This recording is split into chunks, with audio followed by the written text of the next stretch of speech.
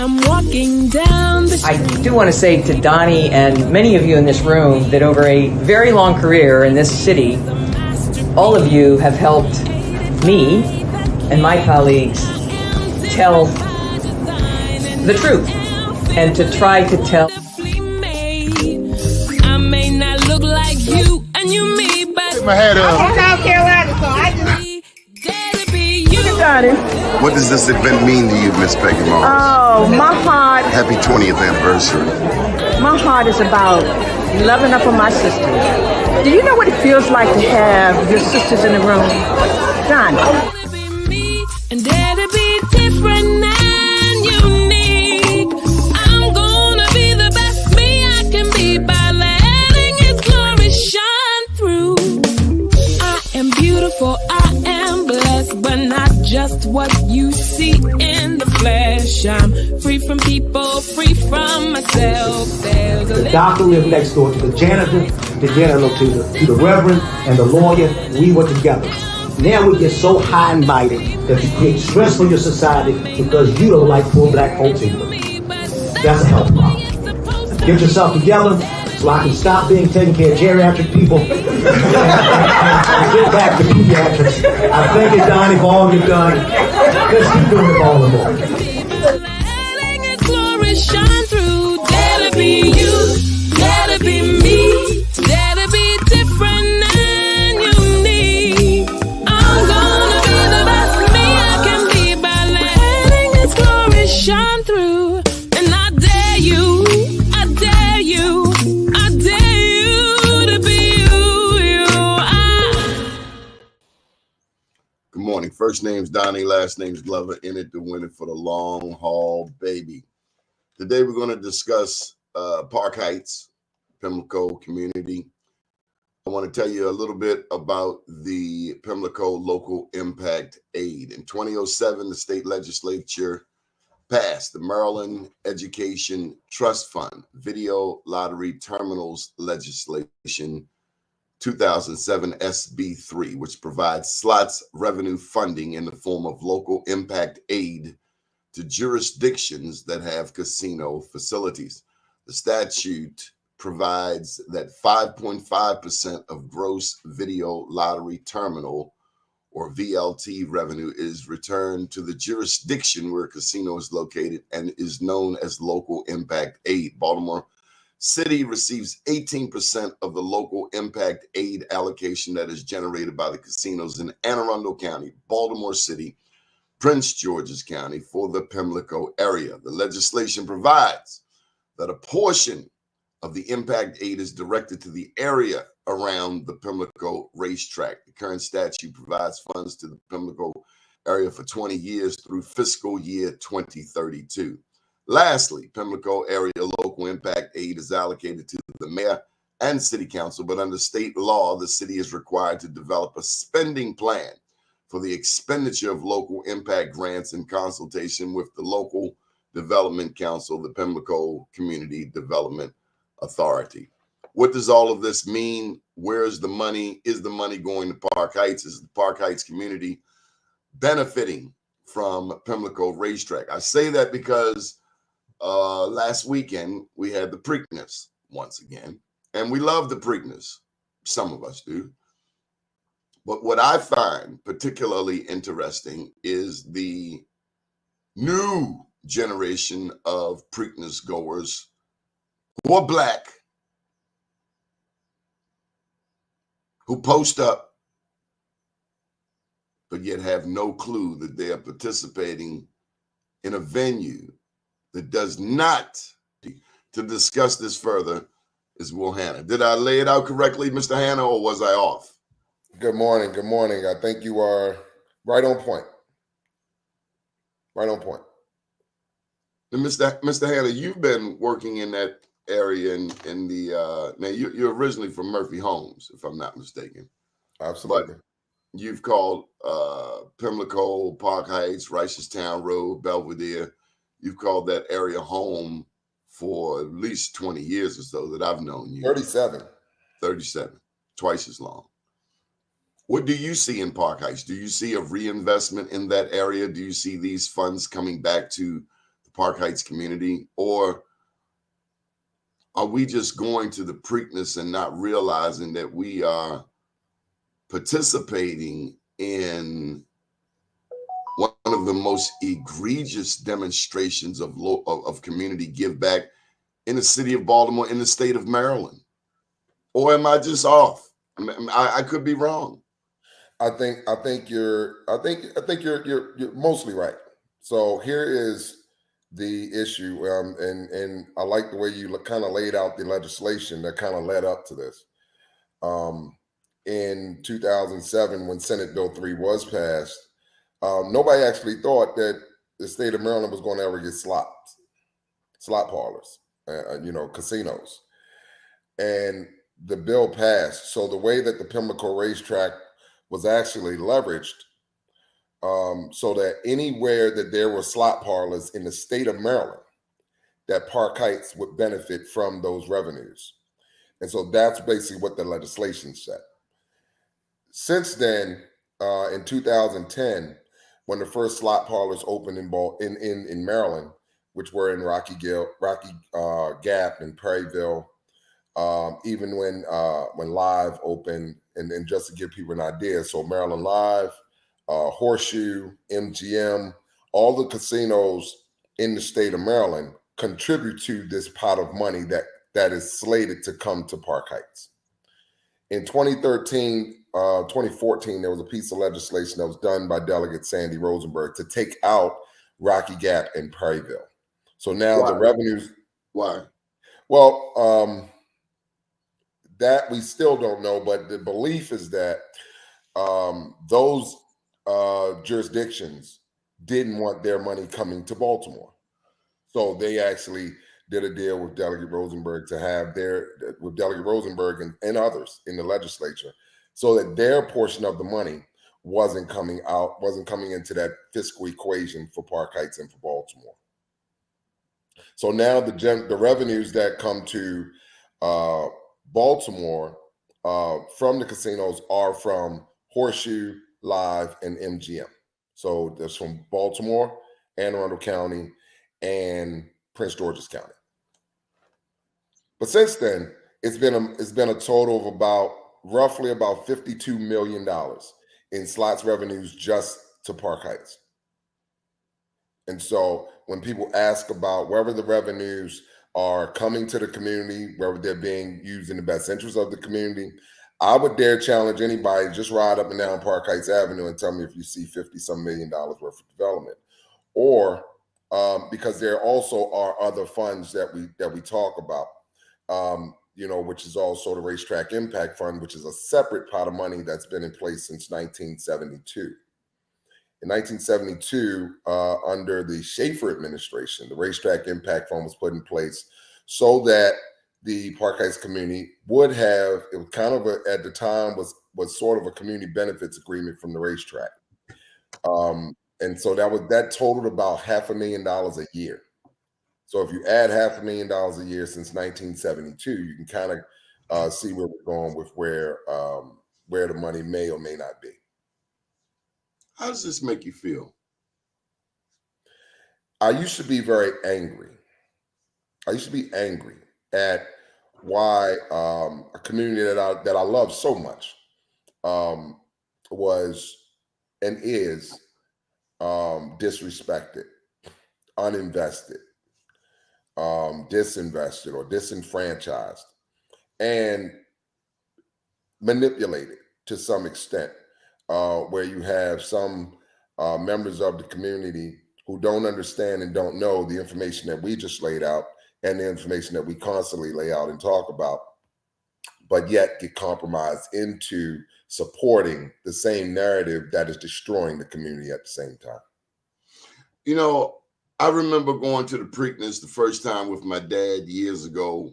As a matter of fact, I was working there. I was working the Preakness, make some couple $100, what have you.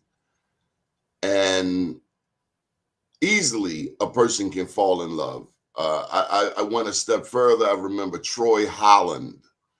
Troy owned a horse. He would invite me out to Pimlico. And for the first time, I got a chance to see the stables. I didn't know that there were so many blacks, so many African Americans who worked in the stables, who worked with the horses, who trained. I'd never seen it up close before. Over time, I learned about Isaac Murphy, was it Jimmy Winkfield, I believe. I learned that blacks made the Preakness. They made the Belmont Stakes. They made the Triple Crown winners. They made horse, we rode horses, we trained horses, we fed horses, we cared for horses right here in the city of Baltimore. Now the black jockeys have been replaced by Latino jockeys. But nonetheless, blacks are still intricately involved in the operation of Pimlico and other racetracks around the country. Blacks are very involved in the horse industry, in the horse racing industry. And so all of that to say, I can appreciate going to the Preakness. What I cannot appreciate in a state with a black governor, a city with a black mayor, where we have one of the largest or highest percentages of black elected officials in the nation, why Park Heights still look like Baghdad. Am I wrong for that? No, and I think there are many people that ask the same question: is what happened and why is with the amount of money that they say or that we can say and we can where's the money in Park Heights? Then why is it that Park Heights is not receiving the development, the jobs, the economic opportunities? This mayor claims Park Heights. He does. But there are many of us that know. We know what Park Heights is. I mean, he claims Park Heights, but he ran for office in East Baltimore for city council. Doesn't matter. I love East Baltimore. I love West Baltimore. If I were the mayor, I have to make sure that both of those places that I claim absolutely get served unapologetically. Absolutely.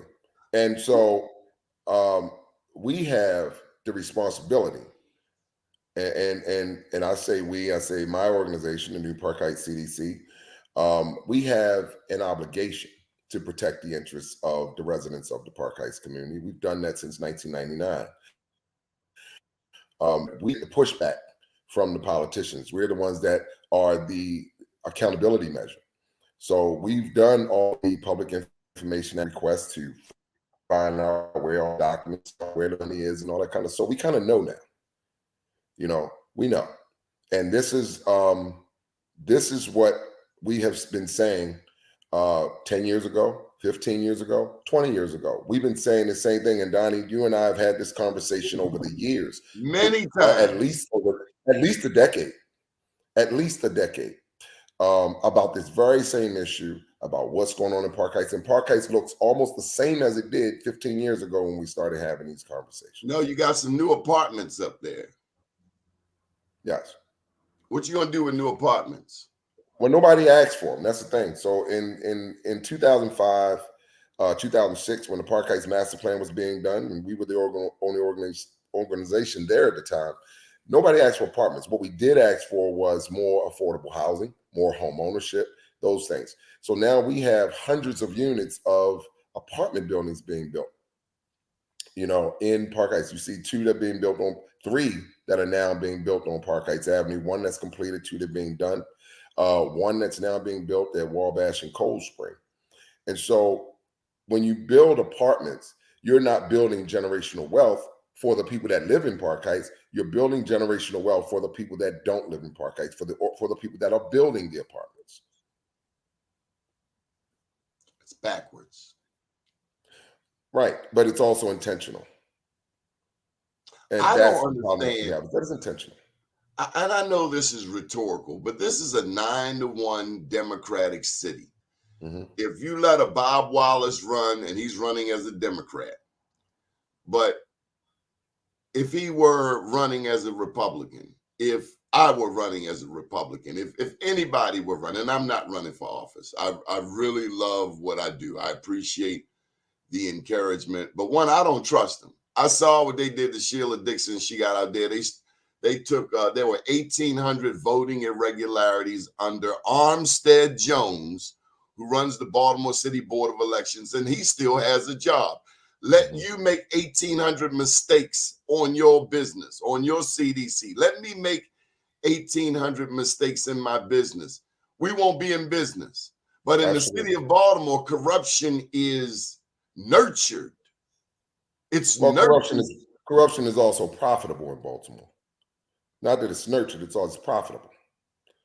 So there are a lot of people that make money off of the very corruption and the things that we would love to see in Baltimore. Unfortunately, we don't get to control. And it's sad. I don't get that. I don't understand. Exactly. You've been given the reins. You've been given the reins to drive this vehicle called the City of Baltimore in any direction you choose to go. Why aren't we driving it for the empowerment of Black people? Because it's because one thing that our elected officials have is they don't have power. They have the perception of power. So they love having that perception. And so having that perception of power gives them, not that they do anything, it's just that they love being the go-to person. So if you got to come to me and I'm your council person, you got to come to me for whatever you want. And you can be paid nominal amounts of money for doing no work.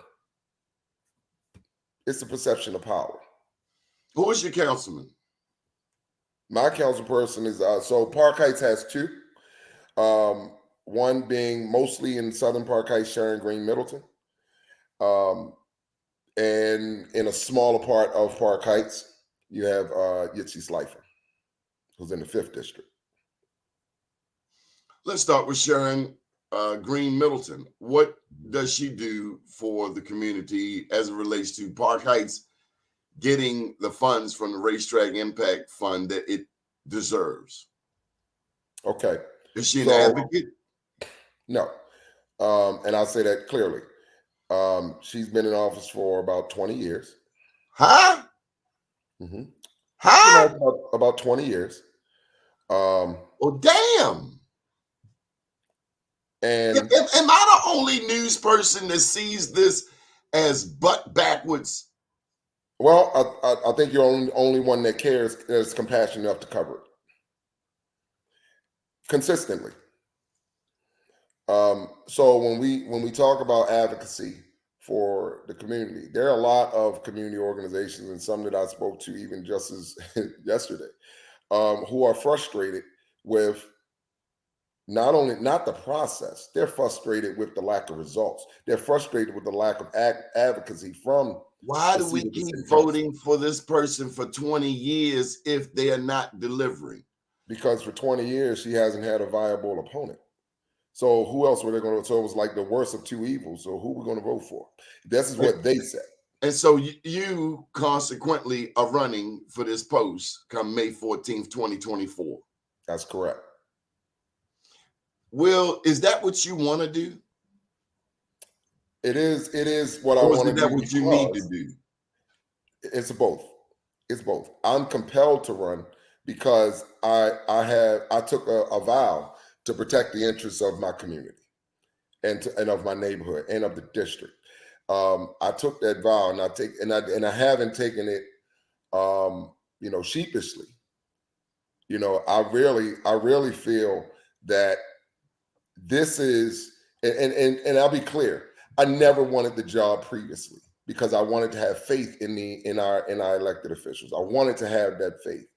But now here we are in the same place that we were 2 cycles ago, 3 cycles ago, and now nothing's been done. And so now when I see that there's more stuff afoot to marginalize the community and to take advantage of the community when it comes to housing, when it comes to lack of opportunities, economic development, minority contractor participation. We look at all of those things and we say, okay, and on top of that, we have $177 million missing in Park Heights. So I asked this question: if you're not asking where that money is, either you don't care or you're complicit. Stacey Campbell raised the question about the responsibility, the role of Park Heights residents. And let me just say, back in 1985, when my mom got her wings, Park Heights became home for me. I stayed with my cousins right there at Park Heights in Woodland, in the 4700 block. 4700 block. Then in the 4900 block up by Garrison. And I love Park Heights. Since then, I've fallen deeply in love with the Caribbean food. So I just wanted to put it out there that I really do love Park Heights. I worked up there at the library teaching GED. Is the library still there? They're actually we're slated to get a new library, but now it's just going to be a renovated building. Whole different conversation. I remember Palmer Court. If you from old Baltimore, and Palmer Court's still there. I have a lot of respect for Palmer Court. Don't go around there tipping. Don't go around there slipping, right? Because you will get your wig split. That's how it was back in the day. And then I how could I fail to mention Bishop Kevia Elliott? Absolutely. My god brother from the Lord's Church. I love dearly. He loves that community. He's out and about in that community. He walks the streets. As a matter of fact, back in the 90s, we had a prayer corner on Buford and Garrison. And, you know, back then they were slinging heroin, cocaine, crack right there on Buford and Garrison. We'd show up every morning at 7 a.m. And how is Buford and Garrison today? Buford and Garrison, there's been some redevelopment on, particularly on that block of Buford and Garrison. So is it still an open air drug? Is it an open air drug market there? Not as bad as it used to be. Let me just say that. That thing was off the hook. Yeah, let me say not as bad as they break the prayer. They break the prayer line. Come get that thing. Yeah. It's not as bad as it used to be, and to some extent, you know, you still have those pockets of activity. That's all over Baltimore. Do you know this lady, Stacey Campbell? I do vaguely know Stacey Campbell. She lives right there she's right there, Palmer Court. She lives right there by the school. I think if I'm correct, Stacey, you live right across the street from the school. Stacey has been pushing me to do some prayer corners. Hey, Will, are you interested in doing a prayer corner in Park Heights? Because I ain't going it alone. I am not going it alone. We can do it. We can do it anytime. We have 82 churches in Park Heights. So there's a lot of people we can reach out to, and I'll see if Bishop Elliott want to kind of head that up. No. Stacey Campbell gonna head it up. Oh, Stacey gonna do it. Okay. Yes, she is. Yeah, she lives right across the street from the school. I'll talk to Stacey. What do we do? I mean, do we have a town hall meeting? Do we knock on residents' doors? What do we do? We have to really understand what it is that we want to see accomplished, right? Do we want accountability? If we want accountability, then that requires us to not even just go out in the street and walk. That requires us to make sure that we look at every avenue that we can, whether it's a legal avenue, and say, okay, we're going to compel you to tell us where this money is, and we're going to make you do what it's supposed to do. What about Yitzi Schleifer? Tell me about Yitzi. I understand he has some citywide aspirations. Is he speaking up for the residents? And I don't really like the term Lower Park Heights. We call it Southern. Southern Park Heights. So sounds very segregated, but nonetheless. Councilman Schleifer does what he was elected to do. Serve he was elected. He was elected. Well, that part, but he was his constituents and his base was who elected him, and so that's who he represents. He represents his base, and he does a pretty good job at it, at representing his base, his base's interests, his people's interests. We actually Does that include African Americans in a 63% black city? His district doesn't. That's the thing. His district is not 63% African American. And so he represents the interests of the people that he represents and the people that got him in office. Most of our elected officials that look like us, most of our elected officials that look like you and I don't have that same mentality and the same philosophy, that they should be representing the interests of the people that elected them and the interests of the people that look like the majority of this city. That's not what we get. That's not the service that we get back. And that's not how they act and how they move.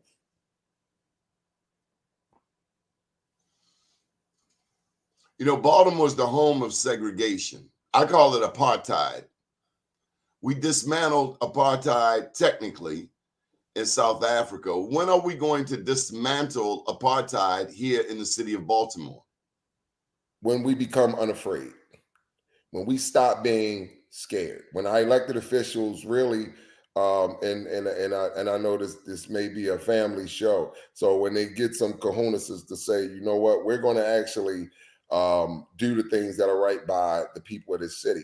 And until then, because even though you have, and I'm not saying that they are, I'm not saying that the people that our elected officials are intentionally inept. They avoid this fight. I just believe that they don't know. I believe they don't understand, that they just absolutely don't know. When it comes to crime, when it comes to economic development, when it comes to real estate development, when it comes to all of those things, I think they actually don't know. Most of our elected officials have never run a business. Sharon Middleton Green has to know. Her husband is Glenn Middleton, heavily involved in unions, heavily involved in politics. How can they not know? Like I said, it's one of two things: either you don't care, or you're complicit. And I stand by that.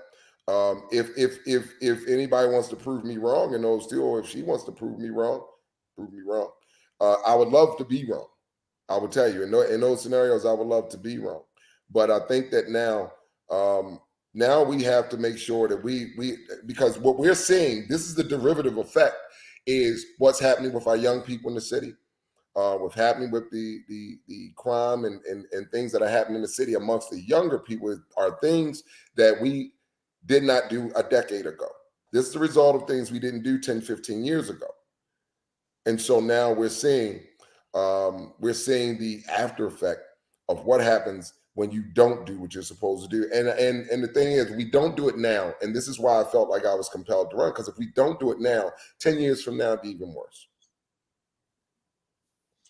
Again, I look at all of the prominent African Americans who show up at the Preakness. Mm-hmm.